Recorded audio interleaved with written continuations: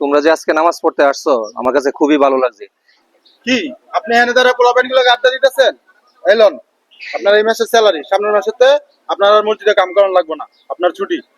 কেন সভাপতি সাহেব, আমি আবার কি করলাম? কি করছি মানে? আজকে মসজিদে আপনি কি আলোচনা করছেন? সুদের আলোচনা করছেন, ভালো কথা। বারবার আমার দিকে তাকান কি লেগা? আমি কি একলাই সুদ খাই, আর কেউ সুদ খায় না? আপনি আমার দিকে তাকায় তাকায় সুদের বয়ানগুলো কি লেগা দিলেন? সভাপতি সাহেব, রেগুলার আমি যেভাবে আলোচনা করি আজকেও তো আমি সেভাবেই আলোচনা করছি। আর আপনি যে সুদ খান এটা তো আমার জানা ছিল না।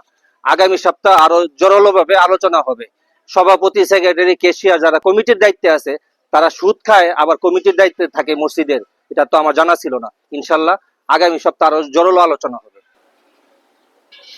আমি তোমার বেতন আরো 5,000 বাড়াই দিতেছি। তুমি আর আমগরি নিয়ে কোনো আলোচনা করো না, আর কিছু বইলো না, ঠিক আছে? দেখছেন কেমন সভাপতি? আসলে কি বলবেন, বোঝার কায়দা আছে যে উনিও এই কাজ করে। মানুষ চেনা জানে, এখন মানুষ চেনা বড় দায়। আপনি ঠিকই করছেন, আর এই ধরনের কাজ আপনি সবসময় করবেন।